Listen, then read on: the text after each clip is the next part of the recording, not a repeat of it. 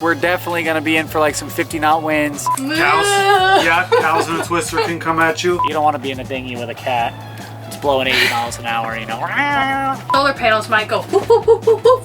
It hits you right in the head. What's up, guys? Welcome back to Sailing GBU. This week we are setting ourselves up for success. We're setting ourselves up for success because there's a big storm coming. We have swinging models here, anything ranging from 100 plus miles an hour to 50 miles an hour, 40, 50 knots. So we're definitely going to get some weather. All the spaghetti noodles are coming through Puerto Rico for sure. Spaghetti noodles? What are spaghetti noodles? Spaghetti noodles, spaghetti models. Oh, the path. The path trackers. They're all pretty small and it's all coming through here. So we're definitely going to get some weather. Hopefully, fingers crossed, it stays more in that 40 to 60 knot range where that'll be relatively manageable. Still kind of tough on anchor, but manageable, not life-threatening stuff. When it gets to 80 to 100, that's when you really start to get the pucker factor going up. So what we're going to do in this episode is we're going to do all the prep on our boat, which is not fun. You got to tear everything down, but it's needed. You'd rather do it and then nothing happens than, you know, wait till the last second, then you got to tear everything down when it's blowing 40 or 50. That's less fun. Not only are we going to set up everything on our boat, we're also going to show you how to pick the best location and anchoring also. So get excited. We're going to help you for success for whatever storm there is to come your way. We're sailing good, bad, and ugly. 3 years ago, we bought our boat off Craigslist for $5,000. I'm Kristen, and this is Matt. We are known to break the rules and do things a little less traditional.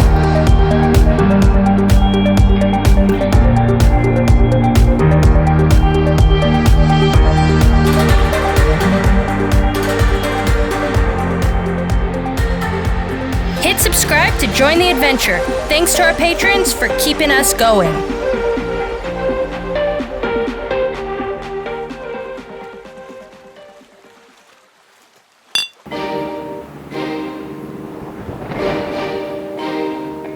First step is to find the location you want to settle in and at. Yes. Settle in and at. You want to channel your inner real estate agent here. Location, location, location. This is important depending on where you are. Your options may be limited, but in Puerto Rico we were pretty close to Salinas by design because we knew it was hurricane season, and this place offers 360-degree protection from wind and swell. Not so much on the wind side. The elevation's pretty low here, so you're going to be wearing most of the wind, but it will protect you from a lot of swell. And there is some mountains. Yeah, there's some mountains like from the north. So if you got a big storm turning and the mountains to the north of you will chew it up a little bit, but if like a storm goes south of here, you're not going to get much help. So that's important. What's going to protect you from the waves? The waves are what's going to kill you. The wind will kind of shear off a little bit and you'll be fine, but the waves are going to tear you up. Another thing that's important to consider is the hazards around you. What's around you? Is there buildings around you? Is there a river mouth around you that's going to flood on the mainland and then all the sticks and stuff's going to rush out the river? Abandoned resort to blaze off and destroy Abandoned resort, you. roof can fly off and hit you. Other boats, that's the main one. Other boats that people have kind of moored. Some days that are just out there on an old rope that's just waiting to snap and then come at you like a wrecking ball. Cows in a twister. Cows in a twister can come at you. You got the winds, the waves, and the hazards. So we picked our spot based on those three. We came to Salinas. We're a little bit further out of the bay. We're a little more toward the entrance just because there are a lot of boats that are half sunk, so if the water comes up and blows them away, those are definitely going to be coming loose. And then there's a lot of boats out there that just have a lot of debris and stuff on them that's going to fly off, and they're going to fly at me too. So we decided to come a little more toward the mouth.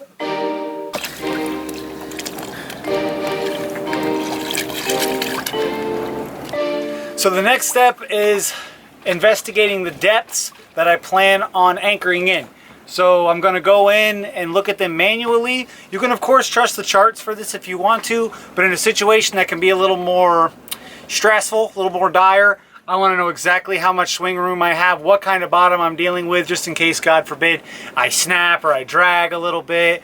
I know what kind of shore I'm going to be dealing with, whether it's mud, whether it's rocks, whether it's a dock. So I like to know, so I like to go put my eyes on it if I have the time.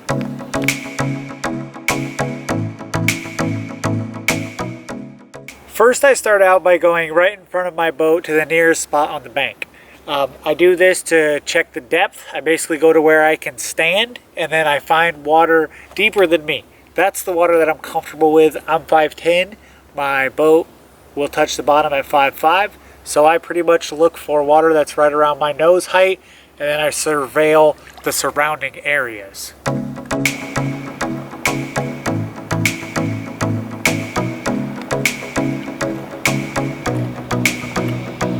Okay, why this is important and gives me peace of mind during the storm is when they spin all the way around, you can get wind from every direction when the storm spins circularly. So, like, even though I could anchor my boat right here, if the wind were to, in this instance, come out of the west, it would blow me right on shore and I wouldn't have enough room. So what I like to do is give myself any case scenario, no matter what the wind does. I like to give myself plenty of room to swing north, south, east, or west, and we got plenty of room here. We're only about 20% of the way in, and we got plenty of room to swing.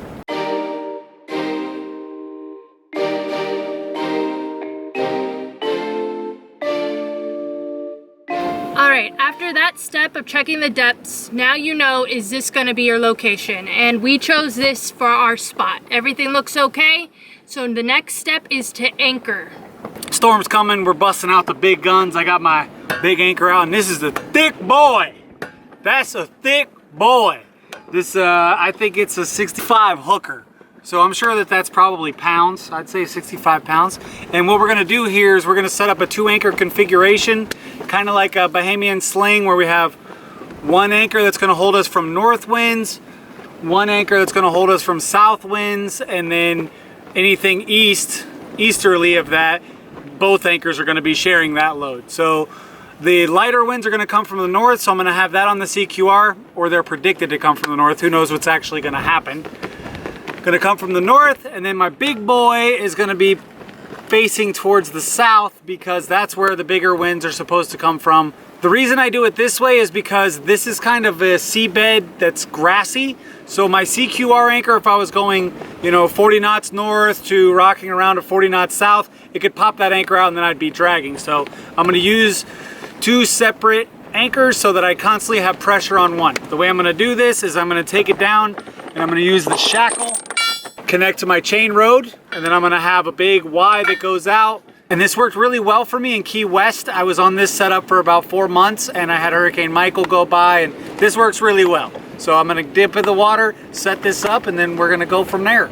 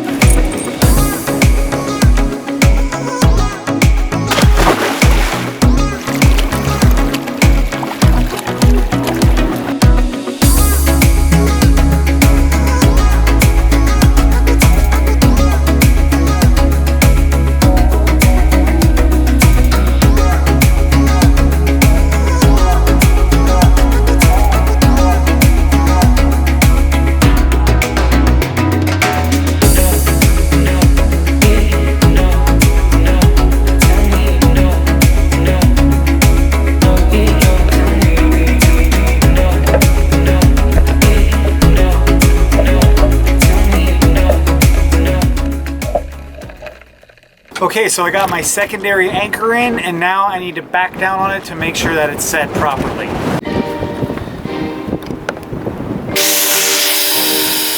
So our anchors are now set. The next step is to start taking everything down off the deck. Sails, we got a deflator paddle board, and then the worst thing is the Bimini and the Dodger. Bimini and the Dodger, bummer taking all that stuff off. It's hard, it takes a long time to take off and on, and if the winds don't hit that hard, we're gonna just be like, dang, we did all that for nothing. But if they do hit too hard, it could shred it, and then we're in a worse situation. So we'd rather be safe than sorry. Yep, so the third step, or whichever step this is, The 100th. the next step is to get all your canvas everything down that's going to catch And solar wind. panels. We gotta check those because if those could easily flap off. We've had them flap off before. Fly right off. Yeah. So we got a lot to get down all your windage, basically. That's another thing with hazards. Other people's solar panels might go whoop, whoop, whoop, whoop, whoop. It hits you right in the head if you don't watch it.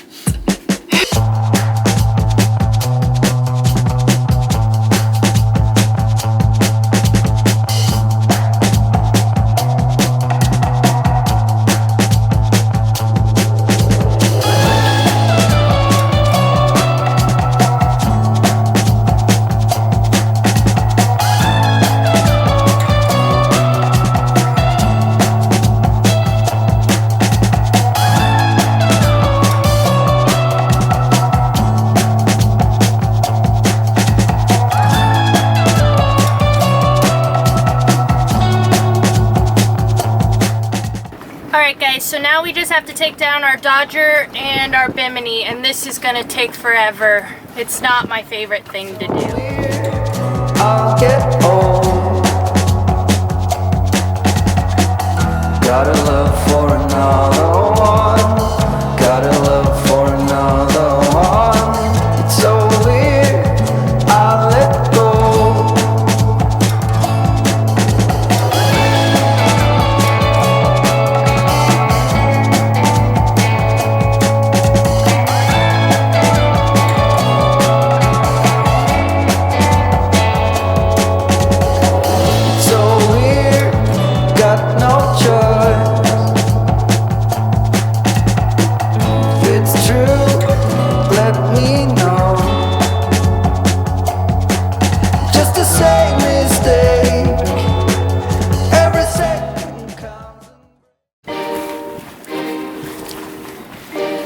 Okay, so we got all this broken down. The next step after that is going to be, or I guess the next most important thing is the dinghy.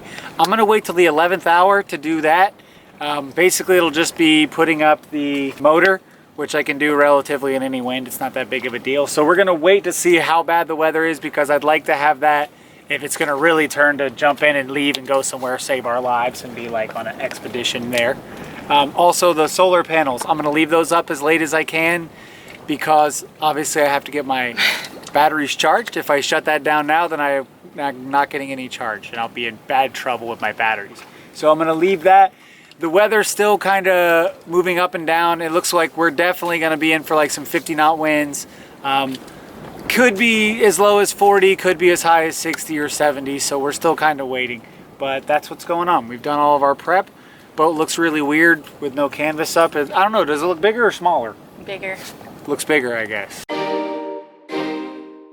So one last thing we want to talk about is you have to decide on an emergency plan. Let's say everything is going to hell in a handbag and the predictions weren't even close to what's happening, or tornadoes are flying. It's going bad. You got to set up an emergency plan. Yes, and our emergency plan basically is just to stay vigilant. I have a quick release on my dual anchor system / mooring, whatever it would be considered at this point. So a quick release where I can just get rid of all of that. I have a spare anchor, and then I would just run the motor out of the way of, let's say one of these boats broke loose, I'd want to be able to get out of the way of it. Or if a tornado was coming, I'd want to be able to shoot out and get away from the tornado. Or if the wind just completely switched and it went up to like 80 knots out of a different direction and I was too close to the mangroves, you want to be able to move freely, not to be too glued down. So, and you want to plan on a hotel maybe. In case you have to get off the boat and leave it, let's say it was going to definitely be 100 miles an hour, we would have just moored the boat up and stayed in a hotel to keep the cat safe and stuff like that. You don't want to be in a dinghy with a cat. It's blowing 80 miles an hour, you know. Guys, so that is our hurricane prep. Those are all the steps we go through, and hopefully now we're safe. We probably even did more than we needed to, but you gotta be safe than sorry when it comes out here, and we ain't got that moolah to replace a whole bunch of things if something goes wrong. Yeah, this is our home. It's our floating home, and if it sinks, we're homeless. You know, you don't want to go from sailing the 7 seas, being a adventurer, you know, living that life to being homeless, then that's a pretty big downgrade. Not to shout out, you know, be rude if anyone's homeless out there. You're watching this like through a window of a department store. Get out of here. It's gonna turn around for you and your life's gonna get better. But we don't want to be homeless yet. So guys, make sure you like and subscribe if you haven't, because next video should be what's happening during the hurricane on the boat. What's happening? We're going to be showing everything, showing the speeds of the winds, disasters if they happen, and just what it's like to be living on a boat during the hurricane. So like, subscribe, comment down below, and we'll see you guys next week. Thanks for watching. Bye. Bye.